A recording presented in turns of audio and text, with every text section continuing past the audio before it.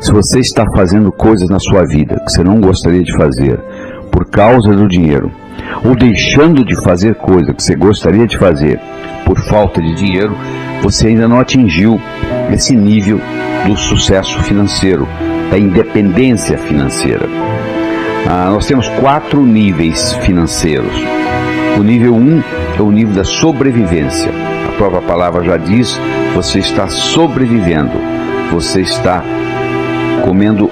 ganhando hoje o que você gastou ontem, ou seja, você está gastando mais do que você está ganhando.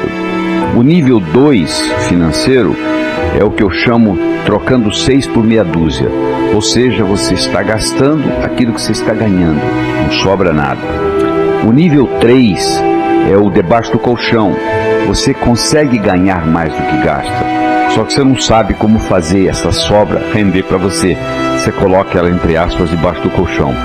E finalmente, você adquire a independência financeira, que infelizmente somente 5% da população no mundo tem essa independência financeira. Então o que nós vamos discutir aqui é como você adquirir a consciência da prosperidade, para você fazer o dinheiro trabalhar para você, em vez de você trabalhar para o dinheiro. A consciência da prosperidade permite você viver nesse universo sem esforço, com ou sem dinheiro. É mais fácil você fazê-lo com dinheiro do que você fazê-lo sem dinheiro. Mas existem pessoas que vivem nesse mundo de uma forma muito boa, sem necessariamente terem dinheiro. Mas não é esse o caminho que nós estamos escolhendo aqui. Nós estamos escolhendo o caminho da prosperidade, onde você aprenda a gerar riquezas. E para você aprender a gerar riquezas, você tem que, antes de mais nada, entender a roda da abundância. A prosperidade na sua vida é diretamente proporcional à velocidade com que a roda da abundância gira na sua vida. Você deve estar perguntando, por que a roda da abundância não gira numa velocidade maior na minha vida? Ela talvez não gire por bloqueios emocionais, que é uma das razões. Você pensar que dinheiro é sujo, que gente rica não entra no céu, que é mais fácil um camelo passar pelo fundo de uma agulha do que um homem rico entrar no céu, ou por ignorância às leis da riqueza, ganhar, gastar, economizar e investir, que são leis universais que funcionam em qualquer lugar, que deveriam ser ensinadas já no jardim da infância, mas que a maioria nasce, vive e morre e não aprende com elas. E a matemática financeira, tão importante se aprender a mexer com os números. Existe uma doença disseminada no mundo chamada logicofobia, que é adquirida, eu acredito, no jardim da infância, onde a pessoa não gosta de lidar com o número. Se você tem dificuldade de lidar com um número, dificilmente você vai ser um milionário, porque milionário requer o conhecimento de números. Então o que nós vamos fazer aqui é mostrar para você, primeiro, como é que você pode remover esses bloqueios emocionais. Imagine a seguinte situação: você tem 6 anos de idade, você está jantando com seus pais, seus irmãos, o seu pai provavelmente sentado na cabeceira da mesa, dizendo o seguinte: eu prefiro ser pobre e honesto do que rico e desonesto. É preferível ser pobre e honesto do que rico e desonesto. Você com 6 anos de idade, você não vai levantar a mão e arguir com seu pai que você conhece pobre honesto, pobre desonesto, rico honesto e rico desonesto, e consequentemente pobreza, riqueza, honestidade e desonestidade não tem correlação. Você não tem essa experiência para arguir com seu pai. Você simplesmente absorve aquilo, isso passa a ser parte da sua estrutura psicológica. 25, 30 anos depois, você começa a ganhar dinheiro. O que é que você faz? Você faz uma autossabotagem. Ninguém quer ser intitulado de desonesto. Então, se você se acha desonesto porque você está ganhando dinheiro, você arruma um jeito de perder esse dinheiro para você continuar honesto. Tem gente que carrega isso a vida inteira. Então, as nossas crenças têm como finalidade única se perpetuarem. Uma crença, uma vez estabelecida, tem como função única e exclusiva se perpetuar. E ela se perpetua reforçando a crença. Você vai produzir aquilo que você acredita, e isso reforça a sua crença. Então tem gente que faz isso a vida inteira. Então você tem que entender essa roda da abundância.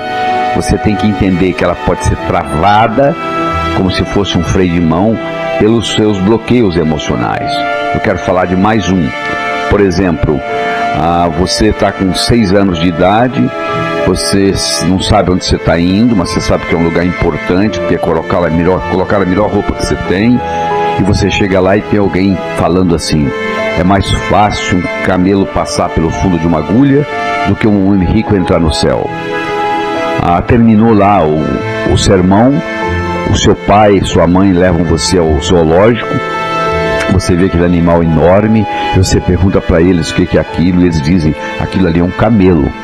Você chega em casa, você abre a gaveta de costura da sua mãe, você pega uma agulha, você olha na agulha e você diz: eu quero ser pobre.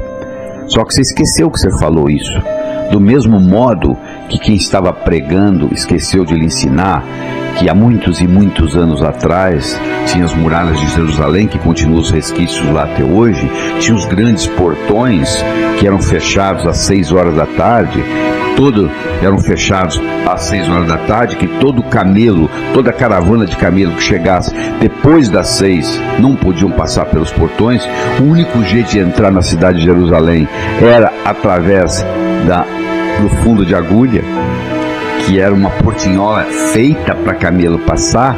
Só que um camelo, para passar pelo fundo de agulha, ele tem que passar de joelhos e descarregado.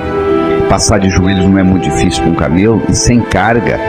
E a simbologia aí é que para entrar no reino dos céus, você tem que entrar humildemente e sem a sua carga material.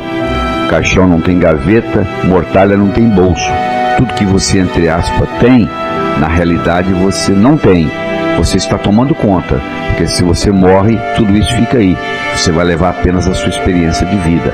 Então, isso é verdade, que para entrar no reino dos céus você vai entrar sem os bens materiais. Mas não é verdade que se você tiver bens materiais, você não entra no reino dos céus. Eu acho que é até o contrário. Se você souber trabalhar bem com esse instrumento chamado dinheiro, isso facilita até a sua espiritualidade. Uma corda é uma corda. Você pode usá-la para enforcar alguém ou para salvar alguém do abismo. Intrinsecamente a corda não é boa nem ruim. Uma faca é uma faca, você pode usá-la para passar manteiga no pão ou para matar alguém. Intrinsecamente a faca não é boa nem ruim. O dinheiro é um instrumento que, quando bem usado, é um caminho para a espiritualidade. Então você tem que entender isso. Você tem que entender que não tem nada errado em você ganhar dinheiro. Agora você tem que entender que também você não vai levar nada daqui. Você tem que fazer o dinheiro funcionar para você e para os outros. Então vamos entender melhor a anatomia e a fisiologia dessa roda da abundância. A roda da abundância tem 2 partes: o doar e o receber. Você não consegue rodar uma roda com a metade, tem que ter as duas. Tem gente que tem problema em doar, são muito egoístas. Tem gente que tem problema em receber, são muito soberbas. Tem gente que tanto tem problema em doar quanto em receber. Uma pequena minoria não tem problema nem em doar nem em receber. Você tem que começar a analisar no seu caso, se você tem dificuldade para doar, se você tem dificuldade para receber, ou às vezes até tem dificuldade nas 2 partes, doar e receber. Você tem que fazer a sua autoanálise e chegar a essa conclusão. Se você quiser aumentar a sua prosperidade e fazer a roda da abundância rodar com mais velocidade, girar com mais velocidade na sua vida, você tem que aprender a trabalhar com doar e receber. Essa analogia que eu faço para você é o jardineiro que chega para podar as plantas no jardim para fazê-las crescer. Olha que interessante, quando você está podando, você está fazendo crescer. Então quando você está doando, você está como se estivesse podando a árvore do dinheiro. Esse podar, entre aspas, da árvore do dinheiro, pode ser um doar na forma de generosidade ou pode ser um doar na forma de caridade. Quando você doa para alguém que necessita, você está sendo caridoso.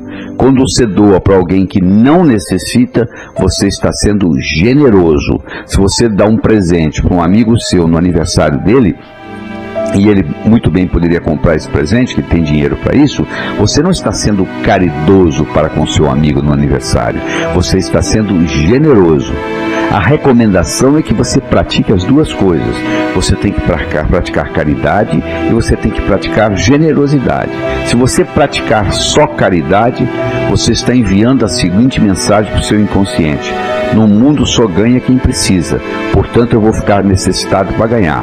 Se você também pratica generosidade, doando coisas, presentes para quem não precisa, você está enviando uma outra mensagem para o subconsciente, para o inconsciente: eu não preciso estar necessitado para ganhar. Então a minha recomendação é que você pratique as duas coisas, tanto a caridade quanto a generosidade. Existem 4 verbos importantes para a gente conjugar no que diz respeito à roda da abundância. É o verbo declarar, o verbo solicitar, o verbo arriscar e o verbo agradecer. O verbo declarar mostra para você a importância do ser vir antes do ter. É ser, fazer, ter. Muita gente pensa assim: se eu tivesse dinheiro, eu faria o que gente rica faz, eu seria rico. Só que não é assim que funciona. Mais de 90% dos ganhadores na loteria, 10 anos depois, estão piores financeiramente do que antes de ganhar. Porque não pertencia a eles. O que não parece com o dono é roubado. Primeiro você tem que ser, para depois fazer, para depois ter. E nós somos animais linguísticos. Nós somos através de declaração. Declaração cria realidade. Um noivo e noiva chegam perante o juiz e o juiz diz: eu declaro vocês marido e mulher. A partir daquele momento foi criada uma realidade jurídica naquele casal. Se eles quiserem se separar agora, tem que se divorciar, porque já foi declarado. E o juiz tem autonomia para isso. Você tem autonomia para fazer declarações sobre você. Se você declara que você quer ser próspero, você passa a fazer o que gente próspera faz, você passa a ter prosperidade. Então não subestime o poder do verbo declarar e faça as suas declarações nessa área que você achar necessárias. Aí você tem que trabalhar conjugar o segundo verbo, que é o verbo solicitar. Solicitação gera poder. Um indivíduo que é tímido, ele não consegue muita coisa na vida, porque ele tem que saber solicitar, né? Tem aquele ditado: quem não chora não mama. Você tem que saber solicitar do universo, você tem que saber solicitar de Deus, você tem que fazer a sua solicitação, o que você quer. Terceiro, você tem que aprender a arriscar. Se você não estiver disposto a arriscar, é difícil você ser próspero e enriquecer. Elizabeth Kubler-Ross era uma psicóloga suíça que morou a vida toda nos Estados Unidos e que dava um curso ensinando a pessoa a morrer de 10 dias, e no último dia ela dava uma prova para ver se você estava realmente preparado para morrer. E nessa prova tinha uma pergunta que todos respondiam da mesma forma. A pergunta era a seguinte: se você tivesse que viver a sua vida de novo, o que você faria diferente? Todos respondiam a mesma coisa: arriscaria mais. Você que está aí me escutando, quando você tiver 90, 95 anos, e alguém lhe fizer a pergunta: se você tiver que viver a sua vida de novo, o que você faria diferente? Você também irá responder: arriscaria mais. Arriscar mais não é fazer besteira, é um risco calculado. O trapezista no circo, ele larga um trapézio para pegar o outro, mas ele dá uma olhadinha para ver se o outro trapézio está vindo. Mas naquele período que ele largou um para pegar o outro que já está vindo, ele passa por um momento de vulnerabilidade. Então tem gente que passa a vida inteira não querendo ficar vulnerável em momento nenhum, brigando por um, entre aspas, segurança, que na realidade não existe, né? Não existe segurança na vida, apenas oportunidades. Você tem que conjugar mais na sua vida o verbo arriscar. E finalmente você tem que trabalhar com o verbo agradecer. Gratidão é a mãe de todas as outras virtudes. Se você observa, as pessoas em geral estão reclamando daquilo que tiveram e perderam, ou daquilo que gostariam de ter e não obtiveram ainda. Raramente se encontra uma pessoa dizendo assim: eu gostaria de ter isto e tenho, eu não gostaria de ter aquilo e não tenho. Eu gostaria de ter uma boa família e tenho, eu não gostaria de ter câncer e não tenho. Então você tem que aprender a agradecer aquilo que você tem para obter mais daquilo que você quer. Essa é a grande verdade. A gratidão funciona como um sistema de retroalimentação num processo cibernético. Então você tem que aprender a conjugar mais frequentemente o verbo agradecer. Então quando você trabalha com o verbo declarar, com o verbo solicitar, com o verbo arriscar e com o verbo agradecer, fica mais fácil você implementar mais velocidade no giro da sua roda da abundância. Nós estamos discutindo aqui aspectos científicos, aspectos filosóficos e aspectos psicológicos da prosperidade. Então, se você me permite, eu vou recordar com você o que é ciência. Ciência é o estudo da causa e efeito dos fenômenos naturais. Quando você está estudando causa e efeito, você está fazendo um estudo científico. Filosofia é o estudo dos pensamentos. E psicologia é o estudo do efeito dos pensamentos no comportamento das pessoas. Então nós vamos estar trabalhando aqui tanto aspectos científicos, quanto aspectos filosóficos, quanto aspectos psicológicos. Nós estamos desenvolvendo modelos. Então, por exemplo, a mente, você pode ter a mente como um modelo, onde a mente tem duas partes, o pensador e o provador. O pensador pensa, o provador prova. O pensador só pensa, não faz mais outra coisa, ele pensa. E o provador pensa o que o pensador provou. Se você vem pensando assim, dinheiro é difícil, você está certo, dinheiro é difícil. Se você vem pensando dinheiro é fácil, você também está certo, dinheiro é fácil. Henry Ford dizia o seguinte: se você pensa que pode, ou se você pensa que não pode, de qualquer jeito você está certo. Essa é a grande realidade. De qualquer jeito você está certo. Então, pensando de um jeito ou pensando do outro, o provador vai provar. O provador vai provar como? O provador vai provar manifestando no universo físico, incluindo a sua conta bancária. Então, o grande segredo da prosperidade, o segredo de chegar lá, a qualidade de estar lá. Eu vou explicar melhor para você isso. Imagine que é sexta-feira, 18h30, você acabou de chegar do seu trabalho, você liga a sua televisão, você está assistindo um programa de televisão e de repente começa a aparecer o resultado da loteria. E por coincidência você comprou um bilhete, você tira o bilhete do bolso e o bilhete é um bilhete premiado. O número que aparece na televisão é o número do seu bilhete. Você acabou de ganhar $1 milhão. Só que é sexta-feira, 18h30, você não vai poder descontar esse bilhete até segunda-feira de manhã. Mas você vai passar um final de semana diferente, não vai? E você tem apenas um papel no bolso. Você vai dizer, mas é um papel premiado. Eu tenho um bilhete premiado no bolso. Eu sei, mas não deixa de ser um papel, não é verdade? Mas você passa um final de semana diferente, porque na segunda-feira você vai transformar este bilhete em $1 milhão. Se tudo aquilo que você quer no futuro, você tivesse a mesma convicção que você tem, quando você tem um bilhete premiado no bolso, aquilo aconteceria. Só que você não consegue segurar esse estado, né? Que beleza, você sai às vezes empolgado quando você termina de fazer uma meta, só que você não consegue manter isso. O segredo da prosperidade, o segredo de chegar lá é a qualidade de estar lá.